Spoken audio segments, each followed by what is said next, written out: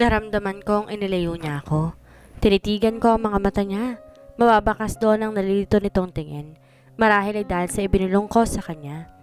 Eleanor, are you okay? Binaling ko ang aking paningin kay Zachary na ngayon alalang-alala. Tinayo niya ako sa pagkakaupo. Nanlakay ang mga mata ko nang bigla niya ako nitong yakapin. Bigla niya rin naman akong tinulak agad at binigyan ng pitik sa noo. Bakit di mo sinabi hindi ka pa pala marunong lumangoy? Hindi ko naman kailangan sabihin ni. Saad ko. Halika na, magpalit ka na ng damit. Aniya at tinila ko. Sandali, sabi ko at inalas ang kamay ni Zachary sa braso ko. Tiningnan ko naman to. Si Zayden, sabi ko habang nakatingin sa kanya. Bigla naman nagbago ang ekspresyon ng mukha nito. Nakunot ang noo ko na mapansing dumaan ang sakit sa mga mata nito. Hindi ko alam pero nakaramdam ako ng awa dito. Tumango naman ito. Tililikuran naman niya ako. Nakaramdam ako ng guilt kaya hinawakan ko ang braso niya. Dito ka lang. Nagsusumamo kung saan. Nakita ko namang tila nagliwanag ang mukha nito at mabilis at tumango. Inarap ko si Zayden na ngayon ay nakayuko na. Kapansin-pansin pa rin ang pagkurot ng noo nito. Sir Zayden, tawag ko rito. Nakita ko naman inangat ito ang kanyang tingin. Napansin ko ang pagigting ng panga nito. Tumayo na siya at walang gana nito akong tinignan. What? Malamig nitong saan. Walang ekspresyon ang mukha nito. Salamat sa pagligtas sa akin. Sambit ko. Hindi akong sumagip sa'yo. Aniya. Sinabi niya yon mismo sa harapan ko. Titig na titig ang mga kulay tsokolate mga mata nito sa akin. Napansin kong tinignan nito ang nakaawang kong labi dahil sa gulat na hindi pala siya nagligtas sa akin kaya tinikom ko kaagad ito. Napansin kong tila umalon ang bukol sa lalamunan nito kaya nagtaka ko. Nalungkot ako sa kaalamang hindi siya ang sumagip sa akin sa aking pagkakalunod. Paanong sa pagdilat ng mga mata ko, ikaw ang nasa harapan ko? Hindi na ako nakasagot sa kanya dahil umalis na siya. Napansin kong paika-ika nitong paglalakad. Ano nangyari sa paa niya? Eleanor, let's go. Magkakasakit ka niyan. Sambit ni Zachary. Inarap ko naman ito. Nginitian ko siya at tumango. Nagsimula na kami maglakad. Napaigtad ako sa gulat nang bigla nito ako nilapit sa kanya. Umakba ito sa akin. Doon ko lang din napansin na basa pala ang damit at ang pantalon nito. Siya ba ang nagligtas sa akin? Pumasok na kami sa loob. Nakita ko naman na mabilis na binigay sa amin ng mga kasambahay ang mga tuwalya. Kinuha ko naman ito at ginitian. Salamat po, sabi ko. Manang, pakitid na niya na po siya sa kwarto niya. Narinig kong sambit ni Zachary. Tingnan ko naman siya. Nakita kong tumango ito. We will talk later. Saad nito. Sige, sabi ko at nauna na ngang maglakad. Hindi ko alam pero parang nawalan ako ng gana. Sobrang naapektuhan ako dahil sa nangyari kanina. Hindi mo lang niya ako sinagip. Napahinto naman ako nang ma-realize ko na hindi pala ako nagpasalamat kay Zachary. Napatingin naman sa akin si Manang kaya nagpatuloy na lang muli ako sa paglalakad. Na makarating sa kwarto nagpapasalamat ako kay Manang.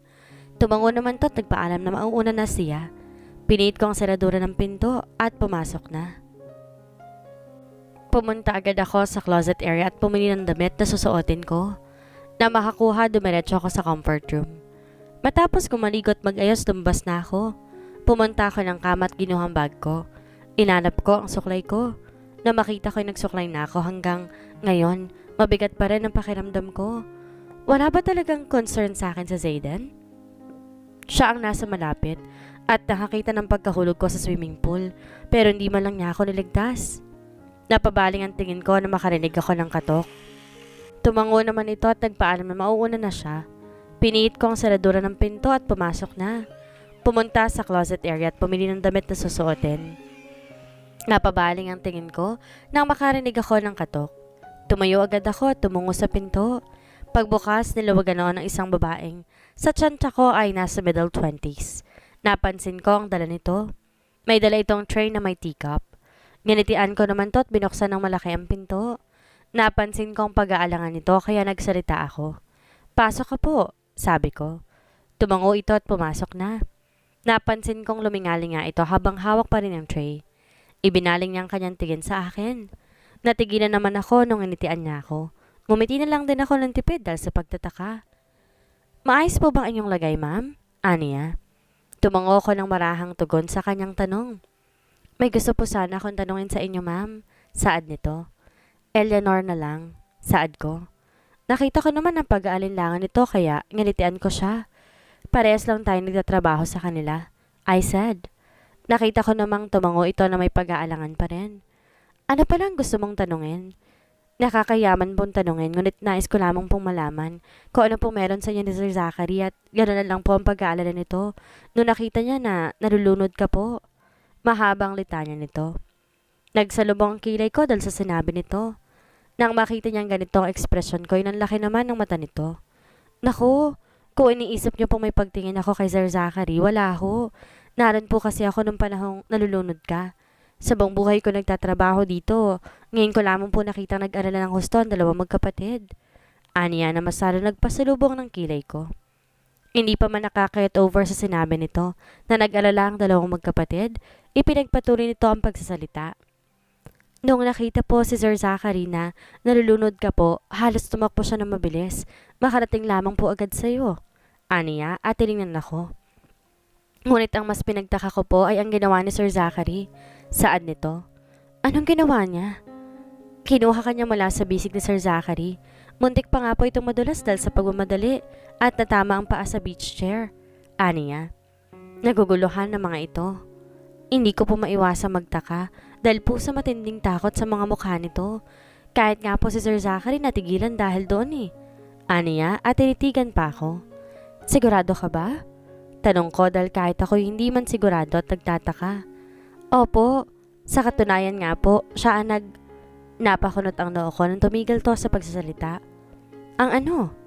Kurot noo kong saad na nagpamaang sa kanya. Tinaasan ko to ng isang kilay dahil sa reaksyon niya. Spill it, I said. Ano po, siya po yung gumawa ng paraan para mawala po yung tubig sa lalamunan niyo po, sabi nito. Tila hirap itong sabihin sa akin ang nalalaman niya kaya tumango ako tiningnan siya. Naguluhan naman ako sa sinabi nito. Natigilan ako at napamaang nang ma-realize ang sinabi nito.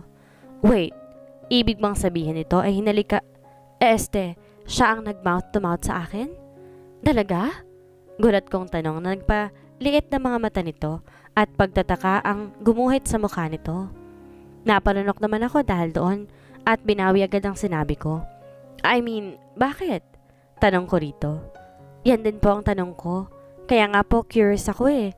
Minsan na po ba kasing na-mention sa akin ng kasama ko yon? Ang pinakamatagal na nagtatrabaho dito ay may nagugustuhan daw dati, si Sir Zayden. Ang kaso, ayon sa narinig ko dahil din sa babaeng nagugustuhan niya, naging masalimuot daw po ang buhay nito. Sabi nito. Hindi ko maiwasang malungkot dahil dito. Alam kong ipiniliwanag at kinausap na ako ni Kuya sa nangyaring iyon. Ngunit hindi ko pa rin maiwasang isipin na kung hindi sana ako sanagip ni Zayden, hindi sana mangyayari to. Mauna na ho ako, tinatawag na po ako ng head. Aniya at tumayo na. Ngumiti ito sa akin at kumaway. Nagtaka lang ako dahil bigla itong huminto. Ibinaling nito ang kanyang tingin sa akin. Nasa garden po si Sir Zayden. Aniya at binuksan ang pinto at tumabas na sa lid ko. Minutong lumipas at nakita ko na lamang aking sarili na pinapalibutan ng mga bulaklak. Nandito ako ngayon sa garden. Hindi ko alam bakit dinala ako ng mga paa ko rito. Nilibot ng aking paningin ang buong lugar. Umaasang makikita ko siya rito. Kaya pala gustong gusto niyang lugar na ito. Hindi makakailang nagbibigay sa inyo ng tanawin. Ang tahimik na kapaligiran. Nakaka-relax ang atmosphere dito. Naglalakad-lakad muna ako. Hindi sa hinahanap ko si Zayden, pero ganun na nga. Gusto ko lang siyang makita. Gusto ko lang malaman kung okay lang ba siya. Sa paglalakad ko'y natigilan ako na makarinig ng isa-isang kaluskos. Hindi kalayuan mula sa akin. Binilisan ko ang lakad ko upang makarating agad kung saan banda ang kaluskos. Zayden! Sigaw ko na makitang nakaupo ito sa damuhan at tila hirap na hirap sa itsura nito. Okay ka lang?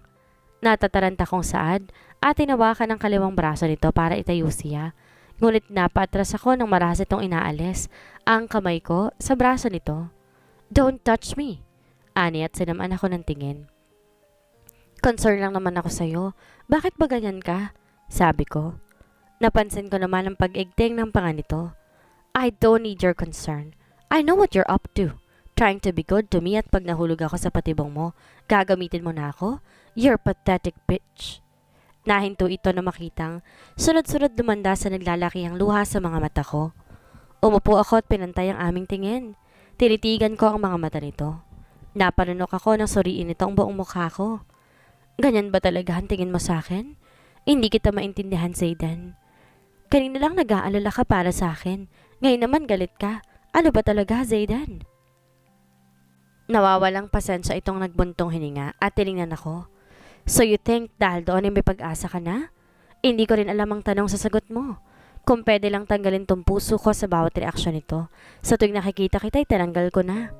Kung pwede ko lang ihinto ang bugso ng damdamin ko, sa tuwing nakikita ka na sa kapahamakan, ininto ko na dahil ayoko nitong nararamdaman ko. Sabi nito sa mismong mukha ko. Ayaw ko may parte ka sa puso ko dahil may mahal ako, dahil manggagamit ka. Diin nitong saad. Paano ko patutunayan na hindi ako gaya ng iniisip mo? Tanong ko rito. Tila unti-unti binibiyak ang puso ko sa bawat salitang lumalabas sa bibig nito. Umalis ka dito at wag na mo na ipakita pa ang pagbumukha mo. Sa ganong paraan baka isipin ko pang hindi ka nga manggagamit. Sambit nito. Hindi mo ba ako pa pwedeng bigyan ng pagkakataong mapatunayan na hindi ako gaya ng iniisip mo? Nagsusumamo kong saad. Umalis ka na. Ani at iniwas ang tingin sa akin at tinignan ang paa nito. Napansin kong namamaga ang kaliwang paa nito. Hahawakan ko na sana ito ng bigla, tapikin ni Zayden ang kamay ko. Ano ba? Sabi ko umalis ka na. Sigaw nito. Nahahalata ng inis sa mukha nito. Hindi ako aalis hanggat hindi kita natutulungan, kaya pwede ba? Huwag mo munang pairalin ang galit mo sa akin at hayaan mo kung tulungan kita. Why are you so stubborn? You want to help? Call someone and tell them that I need help. Sabi pa nito. Sige, sandali lang. Mahinahon kung saan.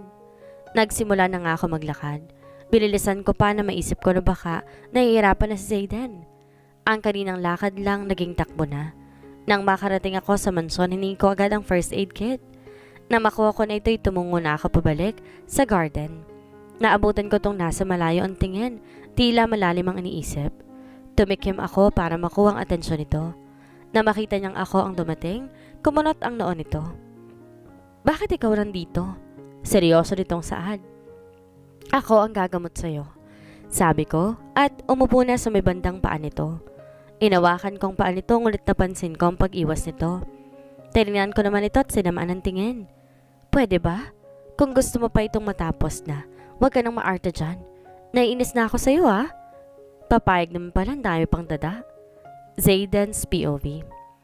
Hindi ko mapigilang pagmasta ng maamong mukha niya. Nakakunot ang noon nito ngunit nawawala ito kapag ginagalaw ko ang paa ko. Tila natatakot ito sa reaksyon ko. Hindi naman malaki ang sugat sa paa ko, medyo namamaga lamang ito. Talagang naabutan niya lang ako nakaupo kanina at papatayo na. I keep thinking, why am I like this?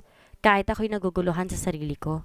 Galit ako sa kanya pero hindi ko alam bakit pag nakikita kong nasa masamang kalagayan ay handa akong gawin ang lahat para masagip lamang ito. Hindi pa man ako nahuhulog sa kanya, di ba? Hindi ko rin maiwasang magalit sa kanya dahil sa ginagawa nito sa akin. Lagi ko siyang naiisip dahil sa mangyayaring kakaiba sa akin. Katulad na lamang ngayon. Pasimple kong hinawakan ang dibdib ko. Corny mang tingnan pero ramdam ko ang kabog ng puso ko. Puso kong ang lakas ng tibok dahil sa presensya nito. Ano ba talagang meron sa'yo? Sino ka ba talaga sa buhay ko? Bakit tila kilalang kilala mo ko? At ako, ni pangalan mo noon ay hindi ko alam. Patuloy ko lamang siyang pinagmamasdan. Titignan ko ang bawat reaksyon sa mukha nito. Hindi ko na malaya nang umingiti na pala ako.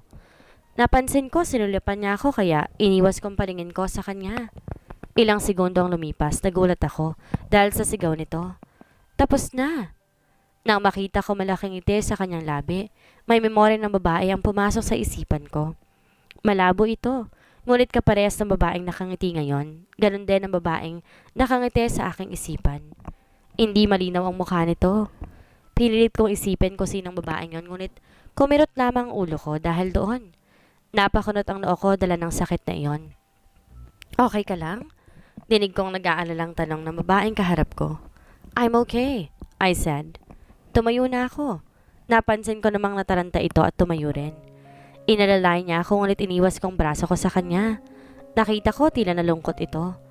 About earlier. I'm sorry about what happened, I said. Nagsimula na ako maglakad. Kahit nahihirapan nagpatuloy ako sa paglalakad, makalayo lamang sa presensya niya. Eleanor's POV. Tingnan ko ang papalayong figura sa likod nito. Di man na nagpasalamat na ginamot ko yung sugat niya. Pero natuwa ako dahil humihingi ito ng patawad. Ang sarap din sa pakiramdam na nagkaroon kami ng moment na magkasama na hindi nagbabangayan. Halos ayaw ko nang tapusin ang paglilinis sa sugat nito eh. Tumayo na ako at niligpit ng mga gamit na ginamit ko kanina. Sa pagtayo ko may narinig akong yapak ng mga paa, hindi kalayuan sa akin. Dahan-dahan akong sumilip sa tila, kortinang mga dahon. Nangunot ang noon na makitang may taong papaalis. Nasa kwarto na ako ngayon. Tumatakas akong lumabas ng kwarto. Hindi ko maiwasang isipin, sino ang taong iyon? Tumunog ang ringtone ng cellphone ko. Nakita ko na may new message kaya binasa ko ito. Unknown number. I hope you're okay now. Sino yun? Nanlaki ang mata ko sa laman ng message. Sino kaya ito? Natatakot na ako. Feel ko namamaligno na ako Pinilig kong ulo ko sa mga pinag-iisip kong kabaliwan. Kinabukasan, nagising ako sa katok ng kung sino man ang nasa labas ng silid ko. Kinapkap ko ang kama, tinanap ang cellphone ko. Nang mahanap ko, tinignan ko kung anong oras na. Napabalikwas ako na makitang 7:30 AM na. Ala, malilate na ako. Natataranta akong tumungo sa pinto. Hindi inalintan ang itsura ko. Ngunit pagbukas ko ng pinto ay sana pala nag-ayos na lamang ako. Nakatayo sa harapan ko isang gwapong nilalang. Kahit bagong gising ako, hindi ko maiwasang hangaan ang gwapong taglay ng kaharap ko. Zachary? Ano yun? Pasensya na. Nalate ako ng gising. Saad ko habang nakayo ko. Ang kanina lamang namumungay ko mga mata, tila nabuhay nang maramdaman ko ang daliri nito sa aking baba. Inarap pa nito ang mukha ko. Tinanggal nito ang kamay ko at ang daliri nito sa aking baba. Inarap nito ang mukha ko.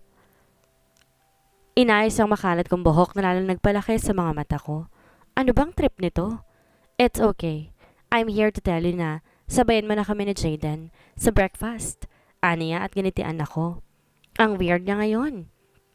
Mabait siya pero hindi katulad ng gesture niya ngayon. Pagkatapos yung ayusin ang buhok ko ay tinitigan nito ang mga mata ko. Ano na?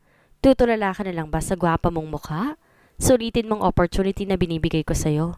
Saad nito. Tinaas-taas pa nito ang dalawang kilay niya na tila ba ng aasar. Utot mo, umalis ka na nga. Sabi ko at tinignan siya na masama. Hindi pa rin ito umaalis. Sige na, pumapahig na ako. Pagsuko ko. Nakita ko naman na ngumiti ito. Napansin kong pagtitig nito sa mga mukha ko. Nailang ako kaya yumuko na lamang din ako. Narinig ko naman na tawa ito. Inanap ko ito at sinamaan ulit ng tingin. Umalis ka na nga. Asar kong saan na nakapagpatawa sa kanya. Hindi naman nakatakas sa akin ang pagbukas ng isang pinto sa harapan ng pinto ko. Sinilipan ko kung sino ito. Napamaang ang labi ko na makitang si Zayden pala ito. Napansin ko humarap si Zachary. Tumingin muli siya sa akin. Kita na lang tayo sa hapagkainan. Ani at hinawakan na magkabilang balikat ko sa pinto. Pinihit ang doorknob. Itinulak ako sa loob ng kwarto ko. Nagtataka akong dumiretso sa closet area at kumuha ng damit. Anong nakain ng isang yon? Nang makakuha na ay dumiretso na ako sa comfort room para maligo. Makalipas ang ilang minuto at natapos na ako. Sinipat kong aking sarili at binigyan ng pansin ang aking pananamit. I am wearing a white dress below the knee at pinatungan ng black cardigan na pininesan ko ng black doll shoes. Ang sabi ni Emma, ito daw ang una kong suot sa first day ko sa trabaho. In short, request niya ito. Kailangan ko na rin daw maging presentable dahil secretary na ako. Binagsak ko lang ang mahaba kong buhok na lagpas bewang. Hindi ko gustong putulin ito dahil naalala ko. Isa ito sa nagustuhan ni Zayden. Ito lang ang alaalan niya sa akin ng mga panahon na nakakalimutan ko siya. Pagkatapos ko mag-ayos, lumabas na ako. Napirmi ang mata ko sa pinto ang nasa aking harapan. Ito ba ang kwarto ni Zayden? Naitanong ko sa aking isipan. Nilibot ko ang paningin sa tahimik na hallway. Nalungkot ako dahil sa lungkot na dala ng katahimikan. Makalipas ang ilang minuto, nandito na ako sa harapan ng dining area. Hindi pa rin ako pumapasok. Sinulyapan ko ang reloj at nakikita ko mag-aalas 8 na ng umaga. Huminga pa ako ng malalim bago napagdesisyon ng buksan ang pinto. Sa pagbukas ko rito ay halos matigilan ako. May babaeng nakaupo sa tabi ni Zayden. Napansin ko, ibinaling ni Rhea ang paningin sa akin. Nakita ko ang pagkunot ng noon nito na kalaunan ay ngumisi. Tinignan ko naman si Zayden at seryoso nang itong nakatingin sa plato nito. Kawawa naman yung platong yun. Pumasok na ako sa loob. Nakita ko silenyosan ako ni Zachary na maupo sa upuan na kaharap ni Zayden. Hindi nakatakas sa aking paningin ang pasimpleng pag-irap at tumupo na agad ako sa upuan. Sinulyapan ko si Zachary. Tinanguan naman ito. Let's eat, sambet ni Zachary. Napatitig ako na makitang kinuhanan ni Zayden ang ulam si Rhea at ilagay sa pinggan nito. Nalagay nitong lahat na nakahain na putahe sa ulam na kinangiti ni Rhea. Hindi ko maiwasang mapanunok dahil sa alaalang hatid noon sa akin. Noon akong nasa kinatatayuan ni Rhea. Ako ang nilalagyan mo ng pagkain. Ngayon ibang babae ang pinagsisilbihan mo. Doon lang rumihistro sa akin na hindi na tayo gaya ng dati. Thank you. Okay na yon, love. Hindi ko na mauubos yan. Mahinang sambit nito sa malambing na tono. Ayaw ko nagugutom ka, so you should eat that, love. Hindi ko maiwasang mapairap dahil doon. Ang plastic? Ibinaling naman ni Rhea ang tingin sa akin. Nakataas ang isang kiri nito na mapansin na wala na ang paningin ni Zayden sa kanya. Nangaasar ang labi nito na ipinahihiwatig na talo ko. Napayoko ako dahil doon. Ang sakit. Pero hindi ako nagpa-apekto dahil tinaas kong muling aking paningin at sa pagharap ko'y nakita ko may naglagay ng pagkain sa plato ko. Mabilis kong ibinaling ang aking paningin kay Zachary. Seryoso itong kumukuha ng pagkain at nilagay sa pinggan ko. Kumain ka na rin. Masama ang nagpapagutom. Saad nito na maglagay na sa pinggan ng mga pagkain. Salamat. Pagsuko kong saad. Hindi na lang ako pumalagpad dahil sa nararamdaman ko ngayon. Malakas ang kabog ng puso ko dahil sa masuyong tingin na ipinukol ni Zachary sa akin. Nagsimula na akong kumain, ngunit natigilan kaming lahat dahil sa impet na sigaw ni Rhea. Sa lubong ang kilay ko naman itong tinignan. Anong drama na naman kaya ito? Nakita kong nililinisan ito ang damit niya gamit ang kamay. Napansin kong tumayo sa Zayden at kinuhang panyo sa bulsa nito. Napatitig naman ako dahil doon. Ako ang laging nagpapaalala sa kanya noon na magdala ng panyo lagi sa tuwing may pupuntahan siya. Lagi kasi itong walang dalang panyo. At panyo ko ang laging ginagamit noon. Nakita ko, tinignan ako ni Rhea ng masama. Nagsalubong kilay ko dahil doon. Ako na naman ba may kasalanan? Seryoso kong saad. Shut up! Ibinaling kong tingin kay Zayden. Naikim ko ang kamao ko dahil sa inis na nararamdaman dahil sa kanya. Zayden, seryosong ani Rhea. Napansin ko ang pagtayo ni Rhea. Sa pagtayo nito ay bigla itong napaupo na nagpaalisto ng galaw ni Zayden. Are you okay? Nag-aalalang tanong ni Zayden kay Rhea. Hindi nakatakas sa akin paningin na isang papel na nahulog mula sa bulsa ni Rhea. Nakita ko inalalayan ni Zayden si Rhea at nagsimula na silang umalis. Hindi napansin ni Rhea ang papel na nahulog mula sa bulsa nito, kaya tumayo ko at pumunta sa kinaupuan nito kanina. Nakita ko napatingin sa akin si Zachary. Hindi ko ito pinansin at dumiretso lamang sa gawi kanina ni Rhea.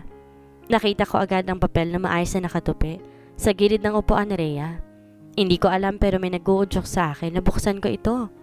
Nakita ko na lang aking sariling binabasa ito. At habang binabasa iyon halos matigil ang mundo ko. Nawala lahat ng pag-asa sa puso ko.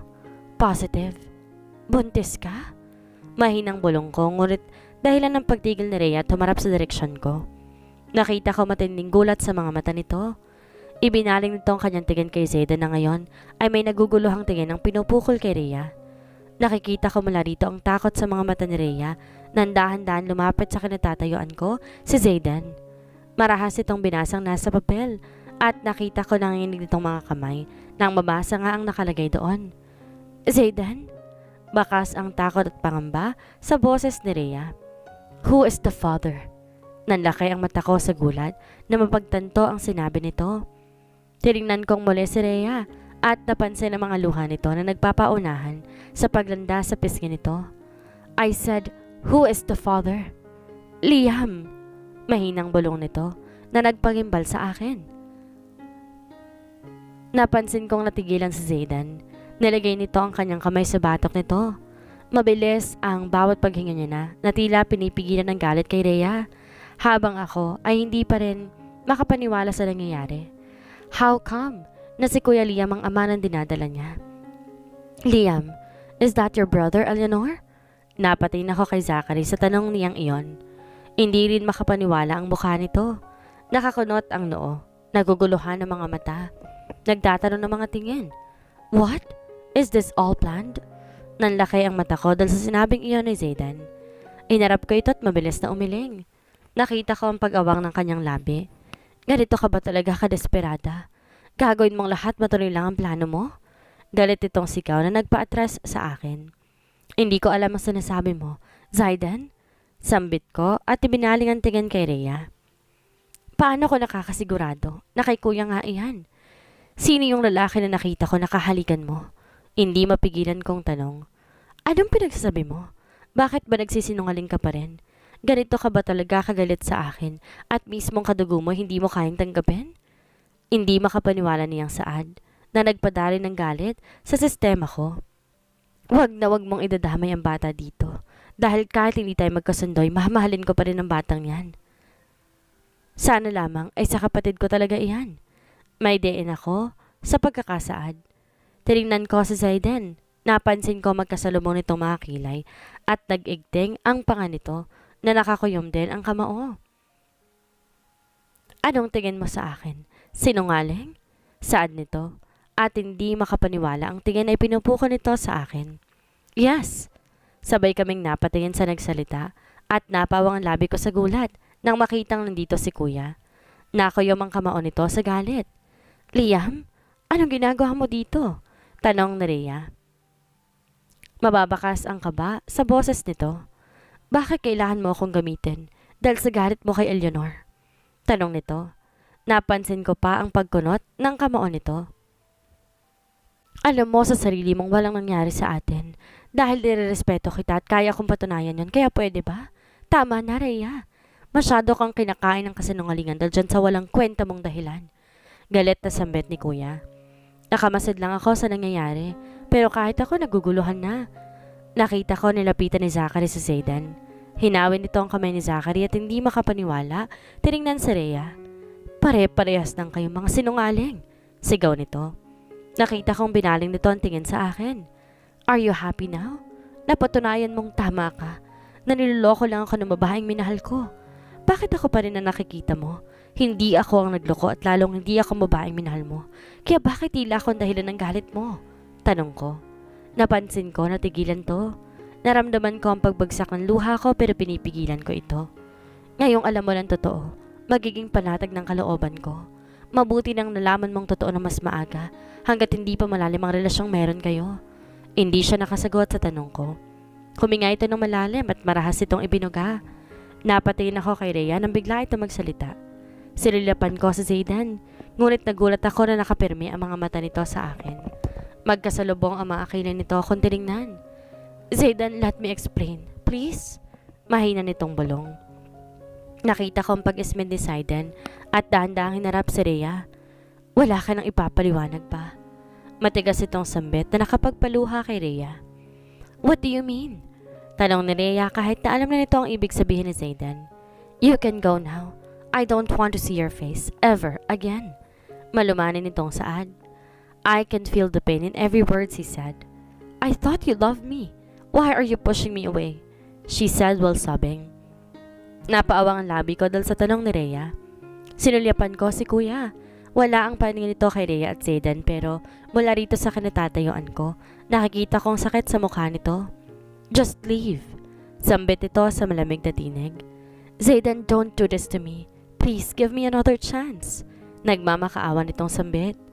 Nakita kong nilapitan niya si Zayden at tinawakan ng kamay nito. I will abort this baby. If you think this is a hindrance, just please don't leave me. Anito. Desperada ako pero hindi ko magagawa ang sinasabi mo. Isasakripisyo mong batang dinadala mo para lang sa lalaki? Hindi makapaniwala kong tanong. Huwag kang sumabat dito. Both of you, shut up. Sabay kaming napatayin kay Zayden nang sumisigaw ito. Tiningnan niya si Rhea.